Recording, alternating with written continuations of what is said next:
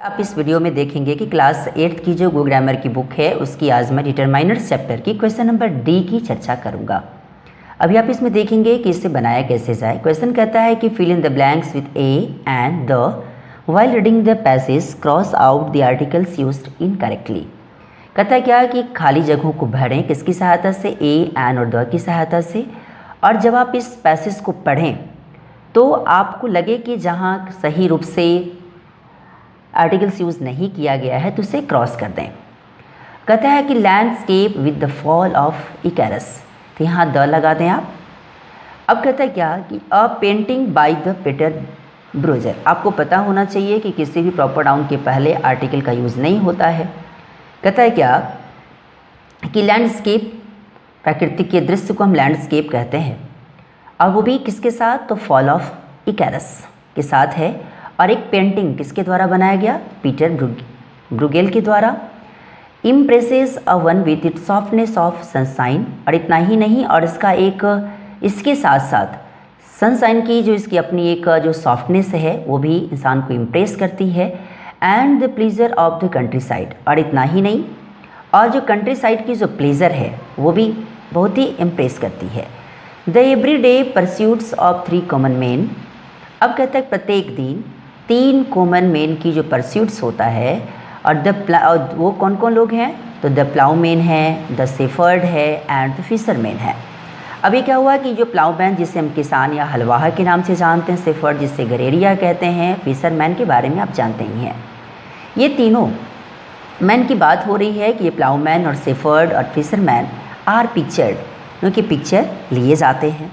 अब the shepherd lifts his face to the sky seemingly unconcerned that his sheep are grazing up perilously close to the sea cliff's edge। अब कहता है क्या कि जो इसमें शेफर्ड की चर्चा आती है, वो शेफर्ड अपनी चेहरा को ऊपर उठाता हुआ किधर की ओर, स्काई की ओर, सिमिंगली ऐसा दिखता हुआ कि शायद वो अनकंसर्न्ड है कि अब उसकी जो शिप है वो क्या कर रहे हैं, तो उसके समीप संकटपूर्ण रूप से, यहाँ पेरिलसली का मतलब होता है संकटपूर्ण रूप से, और close to the sea cliff's edge, कहाँ पे है वो, बिल्कुल चल रहा है उसकी जो सीप है वो, और बिल्कुल पेरिलसली, और वो बहुत ही संकटपूर्ण ढंग से अगर देखा जाए तो वो किससे क्लोज है, तो सी क्लिफ्स एज से। बोले तो क्लिफ्स मतलब चट्टान होता है, ऊपर उठा हुआ भाग को जो क्लिफ होता है, चट्टान का ऊपर उठा हुआ जो भाग होता है उसी क्लिफ, तो सी क्लिफ्स एज जो कि उसको कह सकते हैं किनारा, जो सी क्लिफ्स की जो एज है उसे वो जुड़ा हुआ। The other two are a bit more and intent on their work, और वो जो हैं वो और क्या कर रहे हैं कि वे लोग भी अपने काम में लीन हैं। In the background are the nearly outskirt and whiten mountains, और इसके जो बैकग्राउंड जो कि आपको दिखाई दे रहा होगा, इसके बैकग्राउंड में क्या क्या है, तो उसके नियरली आउटस्कर्ट बोले तो अंधेरा और अप्रत्यक्ष रूप से दिखता हुआ, एंड वाइटेन माउंटेन्स, और उधर क्या है, तो वाइटेन माउंटेन्स भी है। अब जब मैं बात करूं कि द मैजेस्टिक सिटी अलोंग, और उसी के किनारे, उसी के पास, यहाँ अलोंग मतलब किनारे या के पास लगा सकते हैं, उसी किनारे कुछ ही दूरी पर जो उसका समुद्र का किनारा है उसी के आसपास एक मैजेस्टिक सिटी भी है, शानदार सिटी भी है। And the ruin castle in the sea with its cave like entry, और इतना ही नहीं, और इसके साथ एक बिखरा हुआ बर्बाद हुआ रूइन कास्टल भी है, कहाँ, तो सी में किसके साथ, तो इसी के साथ एक केव लाइक एंट्री ऐसा दिखता हुआ प्रतीत होता है। The glow of the setting sun is mirrored by the splash of light in the far sea. अब कहता है क्या कि जो सूरज की ढलता हुआ जो ग्लोइंग है उसे भी आप चाहे तो देख सकते हैं, उसे देखा जाता है किसके द्वारा, तो by splash of light in the far sea, जो कि लाइट की जो धब्बा है कहाँ दिखता प्रतीत होता है, दूर दूर समुद्र में, उसके सहारे आप चाह सकते हैं तो जो सनसेटिंग है उसे आप देख सकते हैं, उसे देखा जा सकता है। The central event of the painting reveals itself, अगर देखा जाए तो इस पेंटिंग का जो सेंट्रल इवेंट है वो खुद अपने आप से ही प्रकट होता है। जहाँ जहाँ मैंने द लिखा है, जहाँ जहाँ अ लिखा है, जहाँ जहाँ क्रॉस लिखा है, बस उससे ही आप अपने बुक में ही लिखें या कॉपी में ही लिखें। अब कहता है क्या कि the splash of a pair of legs as fallen Icarus plunges into the C.